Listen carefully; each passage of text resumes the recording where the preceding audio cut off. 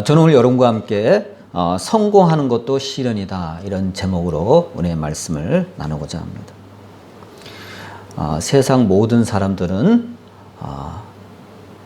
우리도 물론이고 누구나 복을 받고 크든 적든 성공을 이루기를 꿈을 꿉니다. 예수님 당시에도 수많은 사람들이 주님을 따랐는데 그들도 한결같이 주님의 그 기적의 사역을 보고 나름대로 성공을 꿈꾸었던 사람들입니다. 정말 사람들이 놀랄 수밖에 없었어요. 그동안 수많은 그 메시아가 나타났다라는 헛소문이 퍼졌었지만 이번에야말로 진짜로 여겨졌어요. 왜냐하면 예수님께서 가는 곳마다 온갖 병을 고치시고 사람들을 먹이시고 심지어 죽은 자도 살리시고 바다를 걸어다니시고 바람과 파도도 잔잔케 하시고, 이러한 그 전에 메시아라고 자처했던 사람들이 도저히 이루지 못했던 그런 것을 볼 때 이번에야말로 진짜 메시아가 나타난 거예요. 우리가 이 다윗의 후손되는 예수님만 따라다니면 우리는 복을 받겠구나, 우리는 성공하겠구나, 그러한 생각을 사람들이 하게 되었습니다. 여러분, 그 당시 사람들이 꿈꾸던 메시아는요, 정치적인 메시아예요. 다시 말해서 그 당시 로마 식민지 아래 있었잖아요. 근데 그 당시 정부가 있었죠. 근데 그거는 꼭두각시, 일종의 괴뢰 정부죠. 헤롯 왕이 다스리는 그 왕에 의해서, 왕가에 의해서 이스라엘 사람들은 지배를 받았고, 또 더 뒤에서 모든 것을 주관하고 통치하는 로마 총독에 의해서 이중으로 고통을 받고 있었어요. 그럼 여러분 얼마나 괴롭겠어요. 세리들은 돌아다니면서 세금을 뜯죠. 로마 군인들의 행포는 대단하죠. 헤롯이 억압하죠. 괴로웠어요. 누구나 메시아를 꿈꿀 수밖에 없는 그런 상황이었다. 근데 그때 예수님이 나타나신 거예요. 그 얼마나 반갑겠어요. 이분이다. 이분이 정답이다. 우리가 이분을 옹립해서 예루살렘으로 쳐들어가자. 헤롯을 제압하고 로마를 제압해서 우리가 꿈꾸는 메시아의 나라, 이 나라가 바로 하늘나라가 아니겠는가 하고 사람들은 소망을 품게 되었습니다. 그래서 많은 사람들이 날마다 주님을 구름대같이 쫓아다녔어요. 그런데요, 이분들이, 제자들은 물론이거든요, 예수님을 많이 오해했어요. 예수님이 꿈꾸는 하나님의 나라는요, 그런 나라가 아니었어요. 예수님은 사람들이 예수님을 왕으로 옹립해서 이 체제를 엎어버리고 새로운 하나님의 나라를 건설한다 꿈꾸고 있었지만, 주님은 사람들의 기대와는 별도로 다르게 이 세상 왕에 오를 마음이 조금도 없었어요. 오히려 그 반대의 길로 가셨어요. 그 당시 예수님을 따르는 제자들과 수많은 그 대중들은 예수님에 대해서 제대로 이해하지 못하고, 주님을 따르는 길이 어떤 것인가를 제대로 이해하지 못하고 따라다녔던 것입니다. 근데 여러분, 요즘도 그래요. 사실은 교회 처음 나오는 사람들이 예수님에 대해서 다 알고 나올까요? 아니에요. 일부분만 알고 나오는 거예요. 그때도 그랬어요. 다 알지 못하지만 예수님의 그 놀라운 기적을 보고 나름대로 자기의 소망을 예수님께 투영하면서 꿈꾸고 나왔다는 거예요. 그때나 지금이나 사실은 근본은 큰 차이가 없어요. 그래서 예수님은 어느 날 길을 가시다가 수많은 사람들이 몰려왔을 때 그 발걸음을 멈추시고 다음과 같은 말을 했어요. 누가복음 14장 26절을 읽어봅니다. 무릇 내게 오는 자가 자기 부모와 처자와 형제와 자매와 더욱이 자기 목숨까지 미워하지 않으면 능히 내 제자가 되지 못한다, 라고 말씀하셨어요. 대단해요. 누구를 미워하라고요? 자기 부모를, 자기 처자식을, 자기 형제와 자매를, 더욱이 자기 목숨까지 미워하지 아니하면 능히 내 제자가 되지 못한다 하는 이 청천벽력 같은 말씀하셨어요. 예수님 제자가 되겠다고 그렇게 구름대같이 왔는데 주님께서 이 말씀하시는 거예요. 여러분 이 말씀을 왜 하셨죠? 걸러내시기 위한 거예요.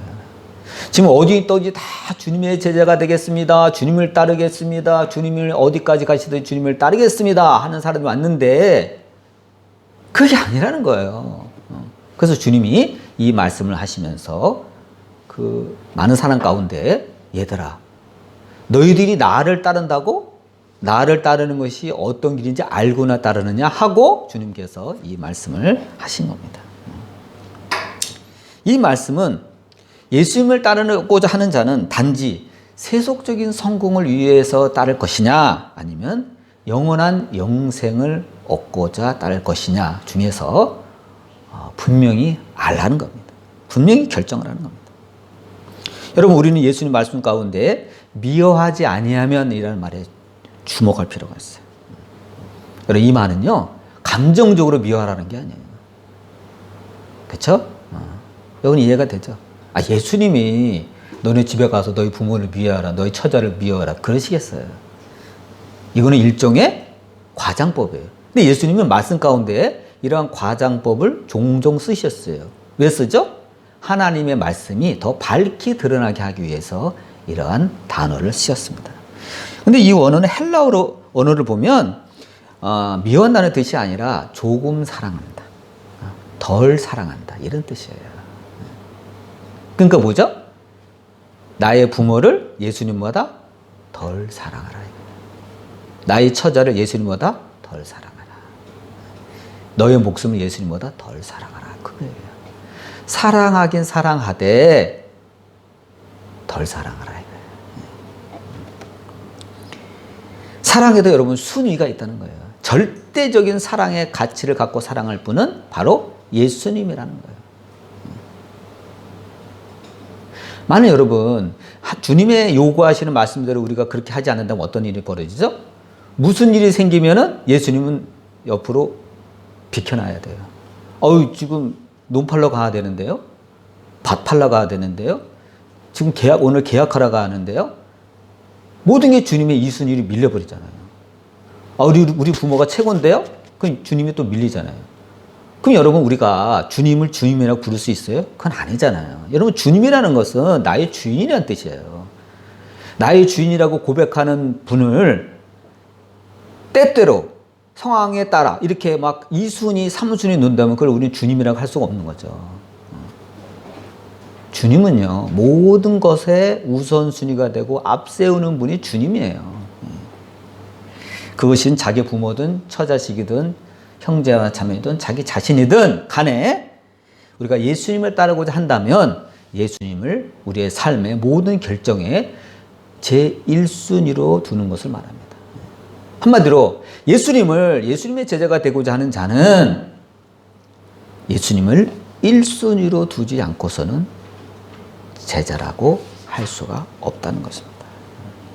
이걸 분명히 해야 예수님을 나의 구세주, 나의 주님이라고 부르면서 따를 수가 있는 겁니다. 여러분 우리가 우리나라 기독교 역사를 보면 우리 기독교가 언제 들어왔죠?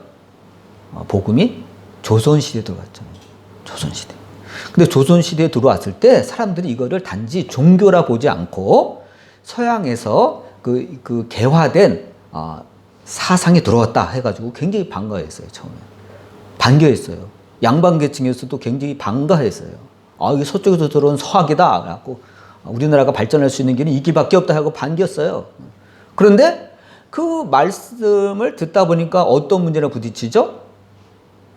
그 당시 조상 우리나라 사람들이 일상대로 행했던 조상 제사와 충돌을 하는 거예요. 그렇지 않겠어요? 그래서 조선 땅에서 소위 효자라고 자처하던 사람들이 복음에 걸려 다 넘어지는 거예요. 다 넘어졌어요. 불효자가 넘어진 게 아니에요, 여러분. 그래도 내가 우리 집안에서 내 효자다. 난 효자야. 그래도 우리 부모에게는 그런 사람들이 다 걸려 넘어진 거예요. 어디에서? 조상 제사 걸리는 제사 드리는 것을 다 걸려 넘어진 거예요. 여러분 우리가 얼마 전에도 우리가 제사를 지냈잖아요. 예수님 믿기 전에는. 우리 부모님 세대, 또 할아버지 세대. 근데 이 제사에 대한 영적인 의미, 정치적인 의미를 몰랐기 때문에 우리는 제사를 지낸 겁니다. 여러분, 조상 제사가 원래 우리나라 풍습이 아니에요. 여러분, 역사적 기록을 보면 고려시대 말에 그게 들어왔어요. 근데 널리 퍼지질 않았어요. 어디서 들어왔죠? 중국에서부터 들어왔어요. 중국에서. 이건 굉장히 정치적인 의미가 있는 거예요. 여러분, 우리가 역사를 보면 조선시대에 이성계에 의해서 위화도 회군이 일어나고 한마디로 쿠데타죠. 그래서 고려 말의 왕들이 제거되고 조선이 창업되잖아요. 그러니까 정통성이 없는 거예요. 왕씨를 제거하고 이씨가 차지했잖아요. 그러니까 정통성이 없어요. 근데 이 정통성이 없는 민중의 그 백성들의 지지가 없는 상태에서 이 쿠데타를 일으키기 때문에 이거에 대한 정통성을 확립하려면 뭔가 새로운 게 있어야 되겠다. 그래서 조상 제사를 도입을 하고 확산시킨 겁니다. 여러분, 조상 제사의 기본적인 원인이 기본적인 덕목이 뭐죠? 효도예요. 조상을 숭배한다는 거예요. 다시 말해서 이거는 더 나아가서 임금에게 충성한다는 거예요. 이러한 질서를 확립하기 위해서 조상 제사라는 것을 양반사에서 퍼뜨립니다. 그러더니 희한한 일이 벌어졌어요. 우리 집안이 그래도 뼈대 있는 집안에 하고 그걸 퍼뜨렸더니 양반사회에서 그게 막 퍼지면서 막 조상의 2대, 3대, 4대까지 지내는 막 경쟁적으로 이렇게 벌어진 거예요. 그리고 장려하니까. 그랬더니 세상에 제사를 하나도 안 지냈던 서민들이, 평민들도 우리도 뼈대 있는 집안에 하고 평민들도 제사를 지내기 시작한 거예요. 대유행이 돼버린 거예요, 그게. 원래 종교적 의미가 아니에요. 원래 정치적인 의미로 그게 퍼뜨린 거거든요. 근데 그게 다 퍼져버린 거예요. 근데 이것이 정치적인 의미만 드는 것이 아니라 종교적인 의미가 있잖아요. 나중에. 왜죠? 조상 귀신을 부르기 위해서 암흑의 부모님 신이 해가지고 그걸 써놓고 또 조상 귀신을 향해서 부르고 절을 하고 숭배를 하잖아요. 근데 여러분, 성경은 뭐라 그랬죠? 우상 숭배라고 그랬어요. 하나님 외에 제사하는 건 다 뭐죠? 우상 숭배예요. 귀신에게 숭배하는 거예요. 그래서 고린도전서 10장 20절에 보면 이런 말이 있어요. 무릇 이방인이 제사하는 것은 귀신에게 하는 것이요 하나님께 제사하는 것이 아니니 나는 너희가 귀신과 교제하는 자가 되기를 원하지 아니하노라.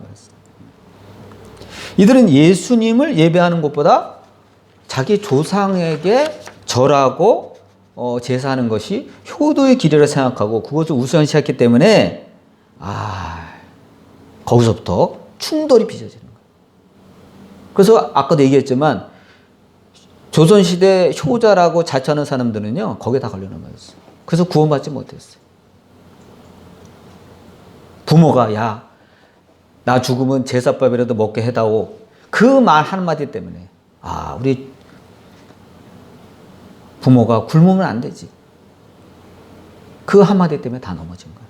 오히려 그 복음을 듣고 조상 제사를 그만둔 불효자들이 어떻게 됐죠?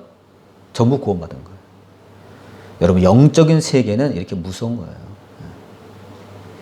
다시 여러분, 예수님의 말씀으로 돌아가면 예수님은 자신을 따르는 자들에게 냉철한 판단을 요구하시면서 두 가지 비유를 드셨습니다. 첫째로, 너희들 망대를 세우는 자를 봐라. 망대를 세울 때, 이런 망대가 뭐죠? 높이 세워서 적들이 오는 것을 이렇게 관찰하고 관망하는 그러한 일종의 전망, 그런 탑이죠. 근데 그거를 건축할 때 그냥 세우지 않지 않냐, 이거야. 건축비가 얼마 드는지 그걸 다 계산하고 내가 이것을 착공을 완공할 수 있을지 그걸 계산하고 하지 않냐, 이거야. 또 어떤 임금이 이웃나라와 전쟁을 벌일 때 나는 지금 병력이 1만 명인데 저쪽은 2만 명이야. 그럼 내가 1만 명 갖고 저 2만 명을 대적할 수 있을까? 하고 다 계산하고 병력 숫자를 계산하고 군 무기를 다 계산하고 싸움을 벌이지 않겠냐, 이거야. 나를 따르는 것도 그렇다, 이거야. 너희들 충분히 나를 따를 수 있는지 계산하고 나를 따르라 이거. 무턱대고 따르지 말고.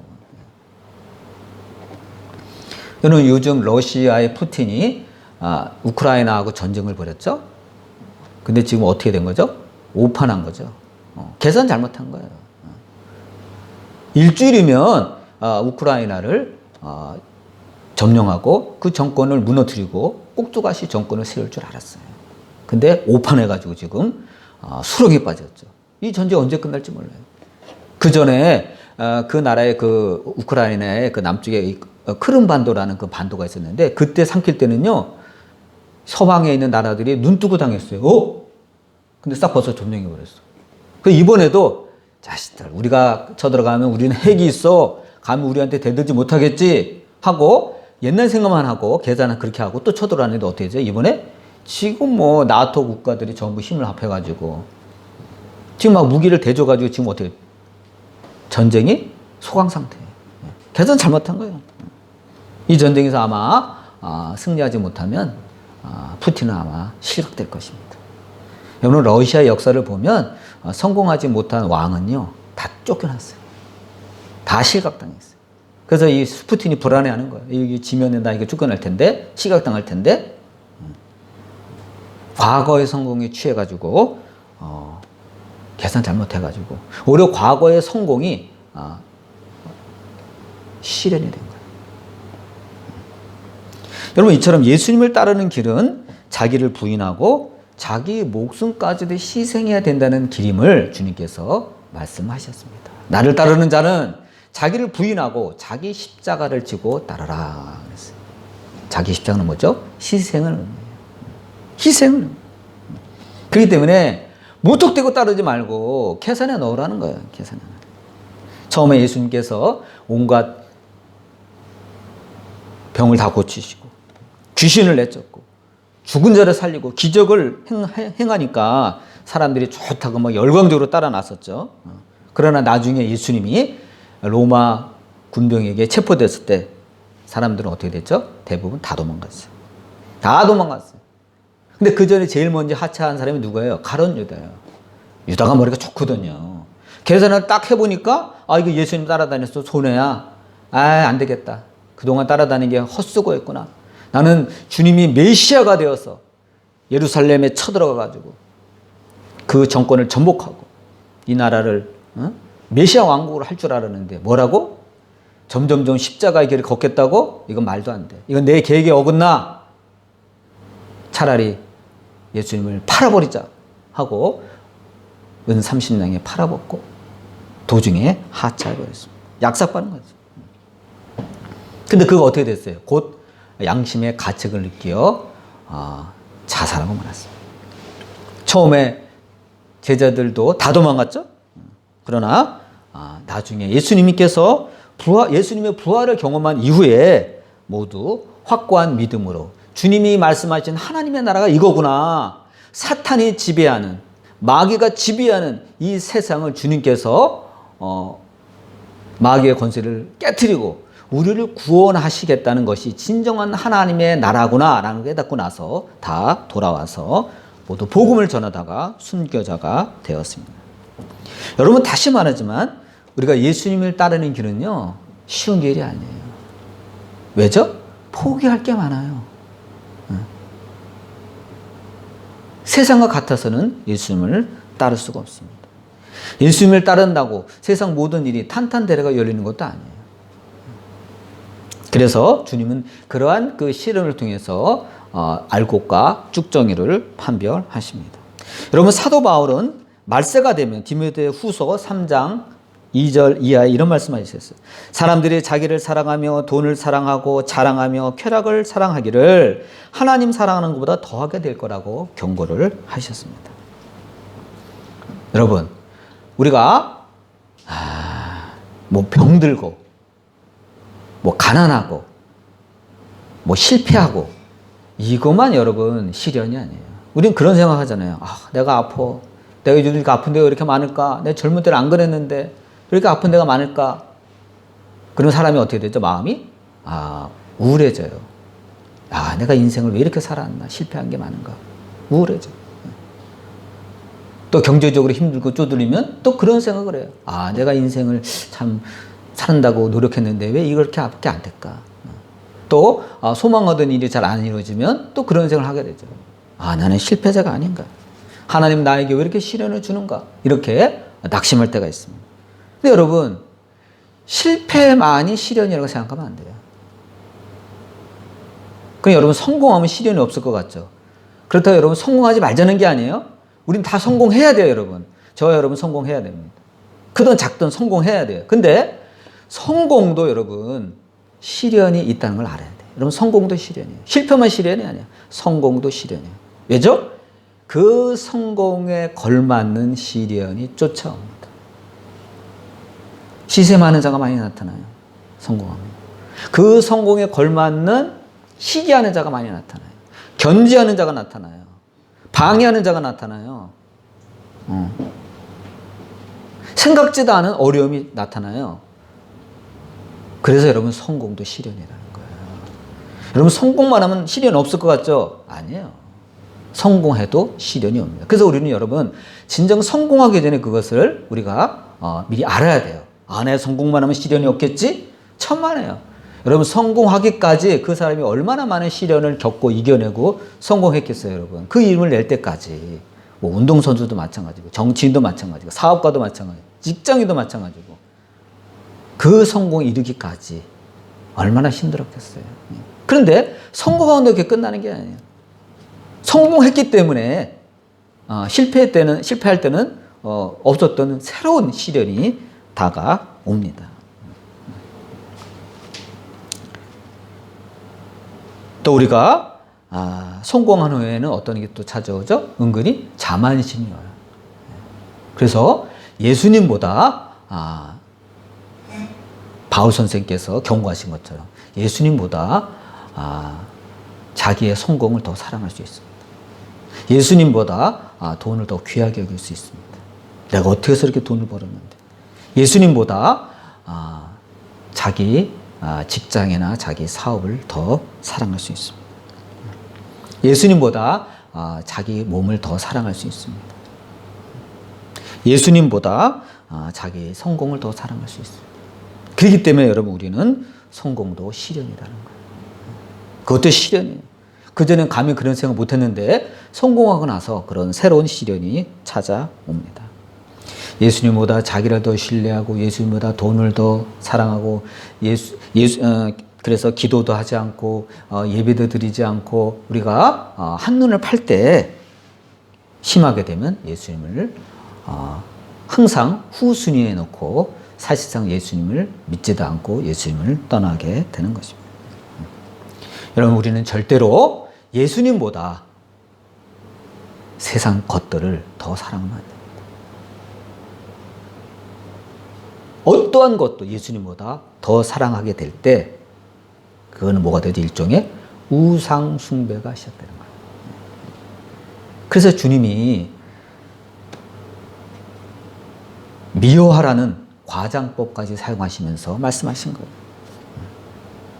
너희 부모를, 너희 처자를, 너희 자녀를 나보다 더 사랑하면 안 된다. 미워해야 된다고 과장법까지 사용하시면서 누누이 말씀하신 것입니다. 여러분, 그게 참 중요한 것 같아요. 그러니까 복음은 성경 말씀 일관성이 있어요.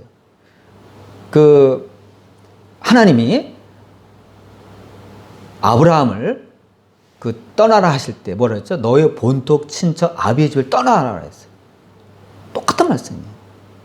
75세에 나타나셔가지고 아브라함아 아브라함아 넌 내가 지시할 땅으로 갈 터인데 너의 본토 친척 아비의 집을 떠나라. 싫은데요. 저는 아버지가 좋은데요. 저는 고향이 좋은데요. 이 일가 친척 내 친구도 다 저기 있는데요. 그럼 못 떠나는 거죠, 여러분. 근데 아브라함은 거기 순종했단 말이에요. 자기 생각을 부인했단 말이에요. 나름 자기 십자가를 졌단 말이에요. 그래서 떠남으로 인해서 아브라함은 축복의 길에 들어선 겁니다. 여러분, 성공하고 싶어요? 정말? 진정한 의미에서 성공하고 싶어요? 축복받고 싶어요? 그러면요, 주님 말씀에 순종해야 돼요. 본토 친척 아비의 집을 순종하여 떠난 아브라함의 길에 들어서려면 여러분, 주님 말씀에 응답해야 돼요. 떠나야 돼요.